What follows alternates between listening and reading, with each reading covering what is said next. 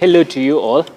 Thank you for joining us once more for the Teens Book Club review of the book Help in Daily Living.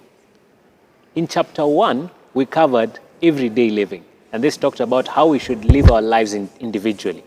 Today, we are going to talk about living with others. How should we interact and relate to the people who are around us? And to help me cover this will be my lovely panelists.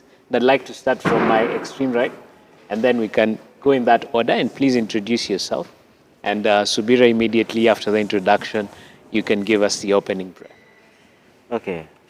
Hi, I'm Silas. Hi everyone, my name is Brenda Maiywa. Hi, my name is Subira Okundi. I'm a member of Teens Class and I'm happy to be here. Hi, my name is Andangalu. And my name is Nico Opiyo. I'll be the moderator for today. Okay, let us pray. Dear Heavenly Father God, thank you so much for this wonderful book that has allowed us to read and dig deep into your word. We note that the ultimate source of truth is the word, the Bible. But as well, you have inspired other people to write things and messages that tie it back to the truth. I pray, Lord, as truth seekers, that we may encourage our audience here and our wonderful panelists to continue to seek truth. And in this way, we may learn more and more about you. In Jesus' name I pray and believe, amen. Amen. Amen. Thank you. Living with others. This is something that all of us need because God did not build us to be like hermits or to live individually. We are born into families that are composed of individuals. And the first people that we'll ever have to interact with are our own family members. Then we also need to interact with people around us. And if you're lucky, you get married and you now have to even interact with your wife. And there are different social circles like church, school, work that we have to interact with people. So how do we do this? I'd like Silas to give us a brief summary of what the chapter talks about. This is chapter 2 of Help in Daily Living. Okay, so this chapter is talking about living with others, as we have said, and Ellen G. White says that we should learn to exercise self-control, forbearance, sympathy in our daily life. Yeah, and we should try and relate to others in their situations they are in, put ourselves in their shoes to be able to at least relate to them and what we would do in that situation for us to be able to advise them effectively. And she also talks about forbearance and a wrong. Yes, and she says we cannot afford to let our spirits chef over any real or supposed wrong done to ourselves. Self is the enemy we need to fear. No form of vice has more baleful effect upon the character than has human passion, not under the control of the Holy Spirit. No other victory can we gain will be so precious as the victory gained over self. So we can see that as the passion we have for things should be influenced by the Holy Spirit, and we should learn to die to self daily. Yes, and I'll read a text here. It says, "Thou hast cast men to ride over our heads. We went through fire and through water, but thou broughtest us into a wealthy place." That is under the same topic. And when someone does something wrong to you and you feel wronged, or you feel unhappy about it, you're supposed to in the way you react, you're supposed to think of what Jesus would do in such a situation, not just what you're thinking about or acting on impulse, which brings us to the little things and courtesy. Yeah, importance of little things, which are the sacrifices of our daily lives. The little things are what adds up to the achievement we have. And learning to sacrifice in greater ways. Yes. So I'll ask Subira a question. How important are little things to you? How important are little things to me? Okay, so as you said, the first aspect is sacrifice. I think it's a matter of sacrifice and a matter of temptation as well. And so, in regards to sacrifices, just the idea that our Christian life does not have to have great, big sacrifices, but even in the little things that we do, that attests to our faith, right? And so we view faith sort of this as a school of our livelihood. And it means that we can also go through temptations as well. And so Ellen G. White says that it is through our failure to endure the tests that come to us in little things that the habits are molded, that the character is misshaped as well. But when the greater tests come, they usually find us unready. I think what I get from this is that the giants of today should help us fight the giants of tomorrow. The battles of today should help us fight the battles of tomorrow. And so, in this school of our livelihood, enduring the little tests that God presents to us builds us and prunes us for a greater battle ahead. And I think the word even talks about how God will not give us something that we can't manage or we can't handle. But ultimately, we still have to grow. We still have to progress to the next level. And so I would encourage viewers and even my fellow panelists, we are all part of this maturing faith. As we mature in our faith, it means having to go through tribulation. But this is for a moment of refinement. I think I remember Brenda speaking about like a refining glass. And so as we are refined and gone through trial and temptation, we become better students of faith. Yes. Okay, I think, yeah, it's a good way to take it. And also, the small things we learn to sacrifice today is what helps us to be able to sacrifice big things tomorrow. Yes, which helps us gain experience.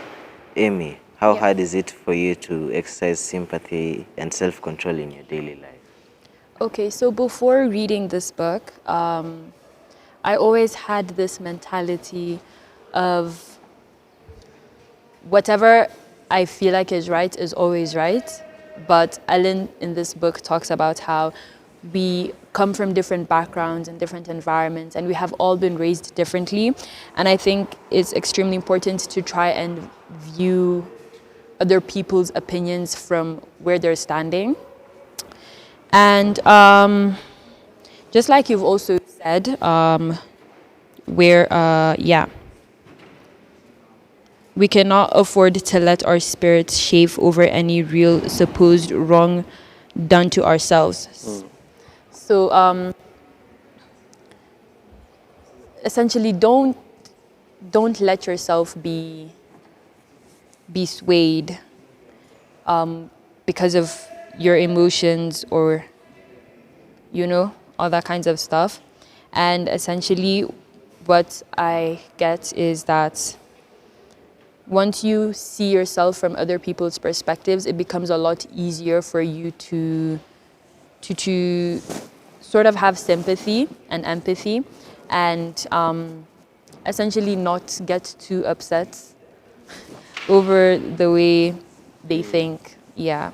I mean, I kind of have thank you so much, Amy, like a caveat to that. Maybe, I think as SDAs or even just Christians, right, we hold things as truth.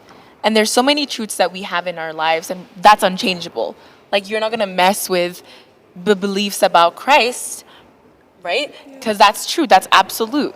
And sometimes people view that as judgment. Like, simply stating a truth can be viewed as, oh, are you judging me? What are you trying to say?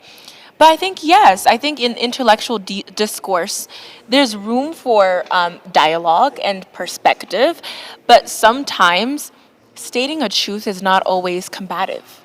And sometimes in a world, truth can be viewed as controversial. But that's not necessarily a problem of self, but a problem of other people being receptive to that truth.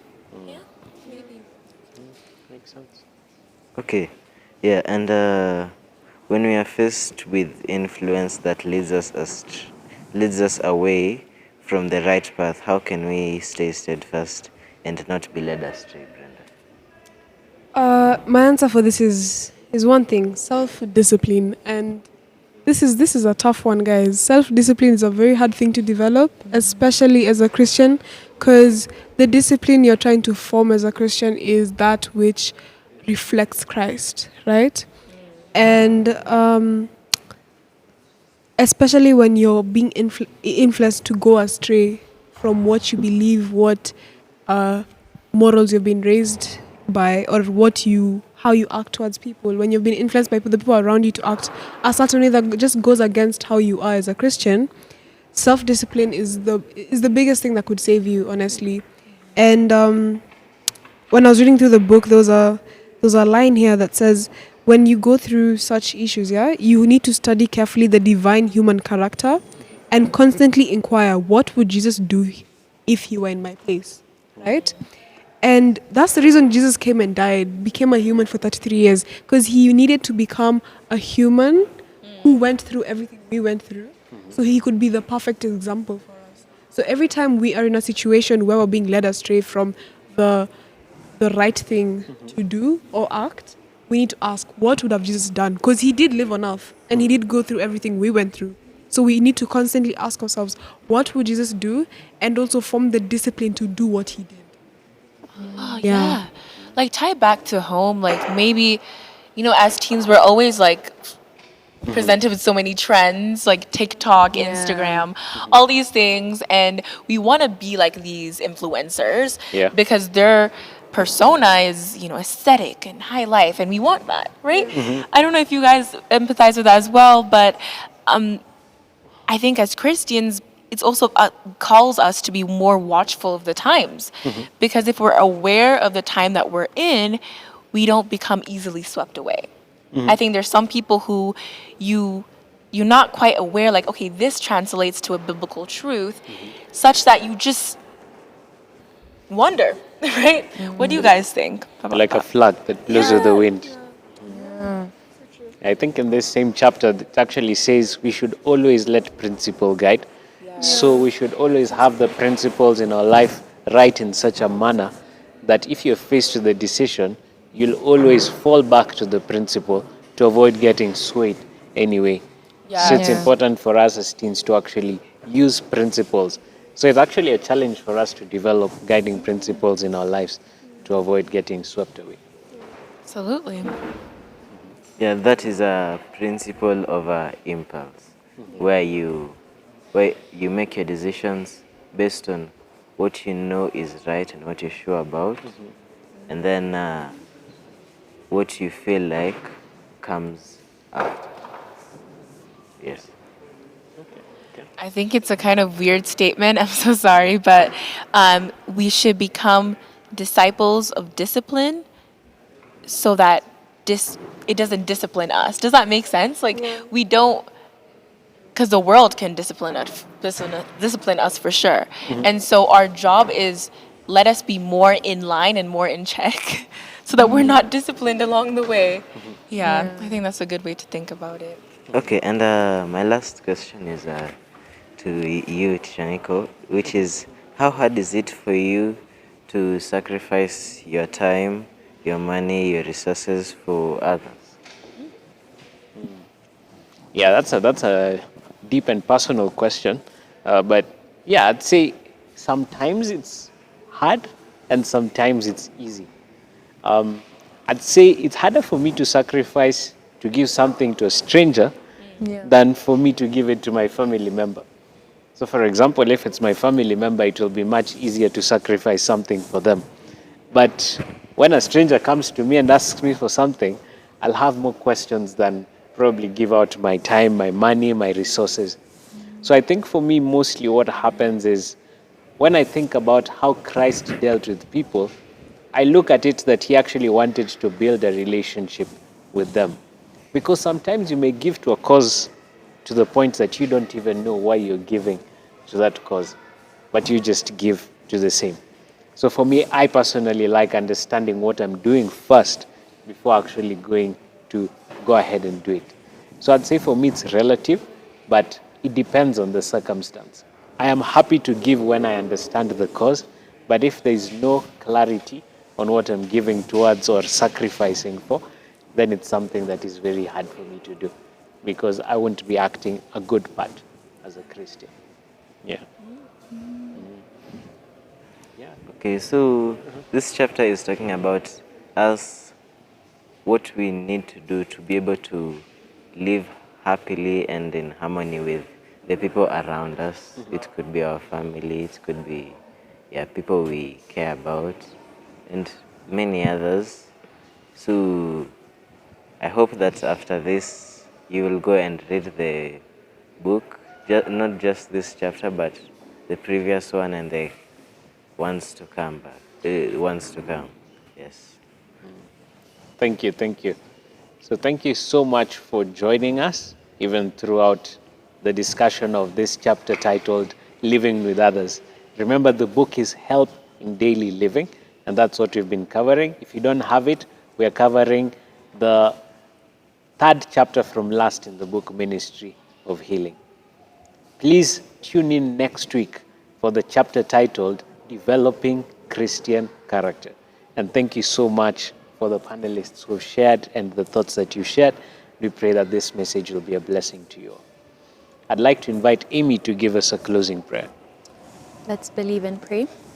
Our dear Heavenly Father, we come before you this day. We thank you for allowing us to be here to come and discuss your word, discuss this book, Help in Daily Living. I pray that whatever we have discussed may have a great impact on our lives and the lives of others.